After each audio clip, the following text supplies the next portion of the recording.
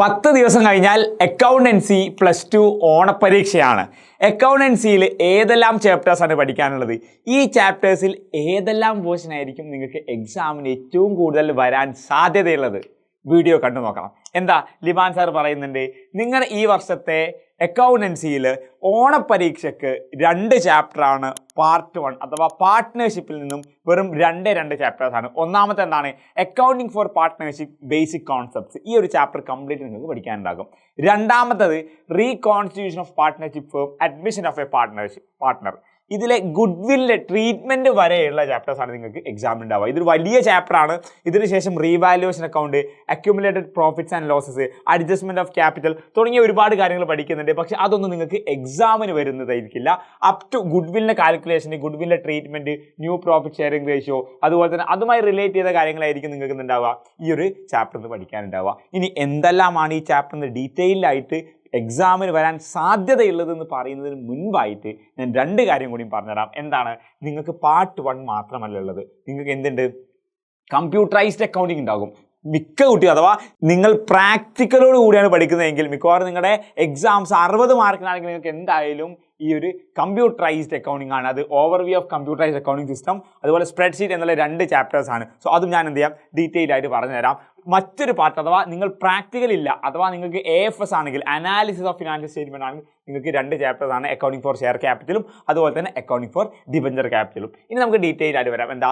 2 പേർക്കും അഥവാ നിങ്ങൾ AFS ആണെങ്കിലും CA അഥവാ കമ്പ്യൂട്ടറൈസ്ഡ് അക്കൗണ്ടിങ് ആണെങ്കിലും നിങ്ങൾക്ക് പഠിക്കേണ്ട ഒരു പോർഷനാണ് പാർട്ട്ണർഷിപ്പ്. ആ പാർട്ട്ണർഷിപ്പിൽ ആദ്യത്തെ ചാപ്റ്ററിൽ ഏറ്റവും കൂടുതൽ എക്സാമിന് വരാൻ സാധ്യതയുള്ള 2 കാര്യങ്ങളാണ്. ഒന്ന് P&L അപ്രോപ്രിയേഷൻ അക്കൗണ്ടും അതുപോലെ തന്നെ ഇൻട്രസ്റ്റ് ഓൺ ഡ്രോയിങ്സ് കാൽക്കുലേഷനും. ഇത് രണ്ടും നിങ്ങളുടെ ഈ വർഷത്തെ ഓണം എക്സാമിന് 100% ഉണ്ടാകും. ഏറ്റവും കൂടുതൽ മാർക്കിന് ചോദിക്കലും ഇതായിരിക്കും. അതോടൊപ്പം തന്നെ ക്യാപിറ്റൽ അക്കൗണ്ടിൻ്റെ പ്രോബ്ലം മിക്കവാറും ഒരു 4 മാർക്കിനോ 3 മാർക്കിനോ ഫ്ലക്ച്വേറ്റിംഗ് ക്യാപിറ്റൽ അക്കൗണ്ടിൻ്റെ ഒരു ക്വസ്റ്റൻ ഉണ്ടാകും. നിങ്ങൾക്ക് ക്യാപിറ്റൽ അക്കൗണ്ട് ചോദിക്കും. ദെൻ ഇതിന് ശേഷം ഇൻട്രസ്റ്റ് ഓൺ ഡ്രോയിങ്സ് കഴിഞ്ഞിട്ട് ഇൻട്രസ്റ്റ് ഓൺ ക്യാപിറ്റൽ എന്തേ ഉള്ളൂ ചോദിക്കാൻ സാധ്യതയുള്ളൂ.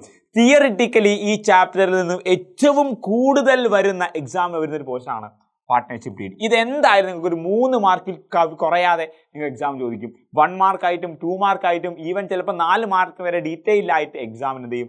പാർട്ട്ണർഷിപ്പ് ഡീഡുമായി എന്താണ് ഡീഡിൽ എന്തെല്ലാം കാര്യങ്ങളുണ്ട്, പ്രൊവിഷൻസ്, പാർട്ട്ണർഷിപ്പിലെ പ്രൊവിഷൻസുകൾ ഉണ്ടാവും. എന്താ പ്രൊവിഷൻ എന്ന് പറഞ്ഞാൽ പാർട്ട്ണർഷിപ്പ് ഡീഡ് ഇല്ലെങ്കിൽ എന്തായിരിക്കണം പാർട്ട്ണർഷിപ്പിൻ്റെ റേഷ്യോ, എത്രയായിരിക്കും ഇൻട്രസ്റ്റ് ഓൺ ക്യാപിറ്റൽ തുടങ്ങിയ കാര്യങ്ങളുണ്ടല്ലോ, അത് ചോദിക്കും. അതുപോലെ പാർട്ട്ണർഷിപ്പിൻ്റെ ബേസിക് ഫീച്ചേഴ്സ് ഉണ്ടല്ലോ, അത് 1 or 2 മാർക്കിന് എന്ത് ചെയ്യും? 1 മാർക്കിന് ക്വസ്റ്റൻസ് ഉണ്ടാവില്ല, ആ ഒരു 6, 7, 8 ക്വസ്റ്റൻ ചോദിക്കുന്നത് അതൊക്കെ എന്ത് ചെയ്യും? മിക്കവാറും ഈ ഒരു ഫീച്ചേഴ്സ് എന്നായിരിക്കും തിയറിറ്റിക്കലായിട്ട് ചോദിക്കാം. സോ ഈ ഒരു പോർഷനാണ് ഫസ്റ്റ് ചാപ്റ്റർ വരുന്നത്. രണ്ടാമത്തെ ചാപ്റ്ററിൽ നിന്ന് നിങ്ങൾക്ക് ഗുഡ്വിൽ വളരെ ഇമ്പോർട്ടൻ്റ് ആണ്. ഗുഡ്വില്ലിൻ്റെ കാൽക്കുലേഷൻ ഉറപ്പാണ്. ഗുഡ്വില്ലിൻ്റെ കാൽക്കുലേഷൻ എന്തായാലും ചോദിക്കും. അതുപോലെ തന്നെ അതിൻ്റെ ട്രീറ്റ്മെൻറ്റും, ഇത് രണ്ടും ചോദിക്കും. സെപ്പറേറ്റ് ആയിട്ട് ചോദിക്കും. അഥവാ നിങ്ങളുടെ എക്സാമിന് ഏറ്റവും കൂടുതൽ വെയിറ്റേജ് വരുന്ന ഒരു ടോപ്പിക്കാണ് ഈ ഗുഡ്വില്ലിൻ്റെ കാൽക്കുലേഷൻ ഉണ്ട്, അതുപോലെ തന്നെ ട്രീറ്റ്മെൻറ്റ് ഉണ്ട്. ഇനി അതോടൊപ്പം തന്നെ ഈ ഒരു പോർഷൻ നിങ്ങൾക്ക് തിയറിറ്റിക്കലി ചോദിക്കും. എന്താ തിയറിറ്റിക്കലി ചോദിക്കുക? വാട്ട് ഈസ് ഗുഡ്വിൽ എന്താണ് എന്നുള്ളത് മാത്രമല്ല, ഗുഡ്വില്ലിൻ്റെ ഫാക്ടേഴ്സ് അഫക്റ്റിംഗ് ഗുഡ്വില്ലിനെ അഫക്റ്റ് ചെയ്യുന്ന ഫാക്ടേഴ്സ് എന്തെല്ലാം എന്നെന്തെയും നിങ്ങൾക്ക് ചോദിക്കും. സോ തിയറിറ്റിക്കലി ഇത് ചോദിക്കും, പ്രോബ്ലം പരമായിട്ട് എന്തെയും നിങ്ങൾക്ക് ചോദിക്കും. ദെൻ ന്യൂ റേഷ്യോ കാണാനുള്ളതും സാക്രിഫൈസിങ് റേഷ്യോ കാണാനുള്ളതും ഇതെന്തായാലും പ്രോബ്ലം റിലേറ്റ് ആയിട്ട് എന്തെയും ഈ ഒരു ക്വസ്റ്റൻ 100% ന്യൂ റേഷ്യോ എന്തെയും നിങ്ങൾ ചോദിക്കുന്നതായിരിക്കും. അടുത്തത് എന്താണ്? റീകോൺസ്റ്റിറ്റ്യൂഷൻസിന് എന്തെല്ലാം മോഡ്സുകളുണ്ട്, അഥവാ നമ്മുടെ admission, retirement, death of A partner തുടങ്ങിയ കാര്യങ്ങളുണ്ടല്ലോ, അതെന്തെയും ജസ്റ്റ് തിയറിറ്റിക്കലി ഈ ഒരു ക്വസ്റ്റൻ ചോദിക്കും. ഇനി അഡ്മിഷൻ്റെ കേസിൽ ഒരു പുതിയ പാർട്ണർക്ക് എന്തൊക്കെ വേണം, എന്തെല്ലാം കാൽക്കുലേഷൻസുകൾ ചെയ്യണം തുടങ്ങിയ ഒരു തിയറി ചോദിക്കാം. അതുപോലെ പുതിയൊരു പാർട്ണർക്ക് എന്തെല്ലാം റൈറ്റ്സ് കിട്ടും, പുതിയ പാർട്ണർ എന്തെല്ലാം കൊണ്ടുവരണം തുടങ്ങിയ തിയറി എന്തെയും മിക്കവാറും ചോദിക്കാൻ സാധ്യതയുണ്ട്. സോ പാർട്ട്ണർഷിപ്പുമായി റിലേറ്റ് ചെയ്ത് പാർട്ട് 1 ഇത് രണ്ടുമാണ് ചോദിക്കുക. ഇതുമായി റിലേറ്റ് ചെയ്ത് ഏറ്റവും ഇമ്പോർട്ടൻ്റ് ആയിട്ടുള്ള ക്വസ്റ്റൻസ് നാളെ കൃത്യം 7 മണിക്ക് എജുപോഡ് +2 കോമേഴ്സ് ആൻഡ് ഹ്യൂമാനിറ്റീസ് ചാനലിൽ ലിബാൻ സാർ ഡീറ്റെയിൽ ആയിട്ട് ഡിസ്കസ് ചെയ്യുന്നുണ്ട്. പാർട്ട് 1ഉം അതുപോലെ തന്നെ നിങ്ങളുടെ കമ്പ്യൂട്ടറൈസ്ഡ് അക്കൗണ്ടിങ് AFSഉം വരും ദിവസങ്ങളായിട്ട് എന്ത് ചെയ്യുന്നുണ്ട്, നമ്മുടെ ഈ ഒരു ചാനലിൽ ക്ലാസ് കൊടുക്കുന്നതായിരിക്കും. അപ്പോൾ നിങ്ങൾ എന്തായാലും ഈ ഒരു വീഡിയോ നിങ്ങളുടെ ഫ്രണ്ട്സിന് എല്ലാവർക്കും ഷെയർ ചെയ്യുക. എല്ലാ ക്ലാസ് ഗ്രൂപ്പുകളിലേക്ക് നിങ്ങൾ എന്ത് ചെയ്യുക, ഈ ഒരു വീഡിയോ എത്തിക്കുക. ലൈവിലേക്ക് നിങ്ങളുടെ മാക്സിമം ഫ്രണ്ട്സിനെ കൊണ്ടുവരിക. ഇനി നിങ്ങൾക്കുണ്ട് CA പഠിക്കുന്ന ആൾക്കാരാണെങ്കിൽ അഥവാ കമ്പ്യൂട്ടറൈസ്ഡ് അക്കൗണ്ടിങ് പഠിക്കുകയാണെങ്കിൽ നിങ്ങളുടെ ഓവർവ്യൂ ഓഫ് കമ്പ്യൂട്ടറൈസ്ഡ് അക്കൗണ്ടിങ് ഉണ്ടല്ലോ, അതിൽ നിങ്ങളുടെ കോഡ്സ്, കമ്പ്യൂട്ടറൈസ്ഡ് അക്കൗണ്ടിങ്ങിൻ്റെ കോഡ്സ് അഥവാ നെമോണിക് code, then block code, sequential code, ആ കോഡ് എക്സാമിന് മിക്കവാറും ചോദിക്കും. അതോടൊപ്പം തന്നെ കമ്പ്യൂട്ടറൈസ്ഡ് അക്കൗണ്ടിങ്ങിൻ്റെ ഫീച്ചേഴ്സും അതിൻ്റെ അഡ്വാൻറ്റേജും ഇതിൻ്റെ security features of computerised accounting ഉണ്ടല്ലോ, അതെന്തായാലും ചോദിക്കും.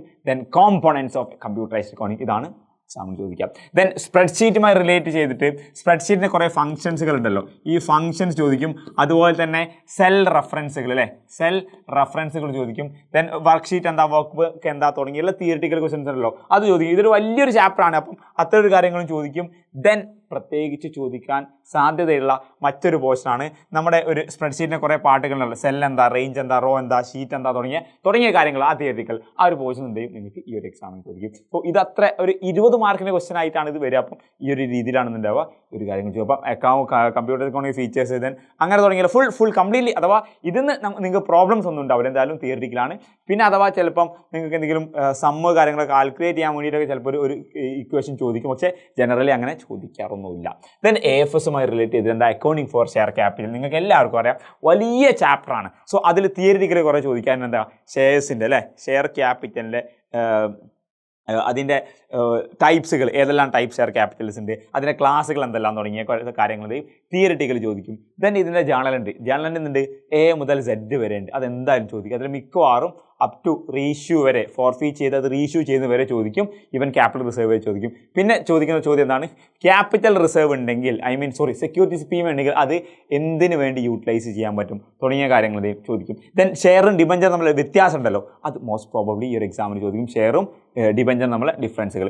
ദെൻ ഡിബഞ്ചറിൻ്റെ റിഡംഷനല്ലോ, അപ്പോൾ എന്താണ് ഡിബഞ്ചറിൻ്റെ ടൈപ്സുകൾ എന്താണെന്നുള്ളതുണ്ടല്ലോ, റിഡീമബിൾ, കൺവേർട്ടബിൾ, നോൺ കൺവേർട്ടബിൾ തുടങ്ങിയ കാര്യങ്ങൾ എന്തെയും ചോദിക്കും.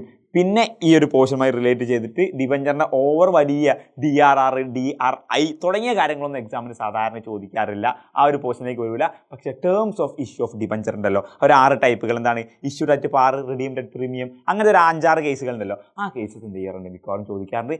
ദെൻ ഇഷ്യൂ ഓഫ് ഷെയർ അല്ലെങ്കിൽ issue of debenture for consideration other than cash, ആ ഒരു പോർഷൻ ഉണ്ട്, അത് 2 ചാപ്റ്ററുമായി റിലേറ്റ് ചെയ്തിട്ട് ചോദിക്കാൻ സാധ്യതയുണ്ട്. സോ ഇതാണ് എന്ത്, നിങ്ങൾക്ക് AFSും CAയുമായിട്ട് റിലേറ്റ് ചെയ്യുക. ഇപ്പം നിങ്ങൾ AFS ആണ് പഠിക്കുന്നതെങ്കിൽ നിങ്ങൾക്ക് CA എക്സാമിന് ഉണ്ടാവില്ല, CA ആണ് പഠിക്കുന്നതെങ്കിൽ AFS ഉണ്ടാവില്ല, പക്ഷേ പാർട്ട്ണർഷിപ്പ് 2 പേർക്കുണ്ടാകും. അപ്പോൾ മക്കളെ വരുന്ന ലൈവിൽ കാണാം, അടിച്ചു പൊളിക്കാം, സെറ്റാക്കാം.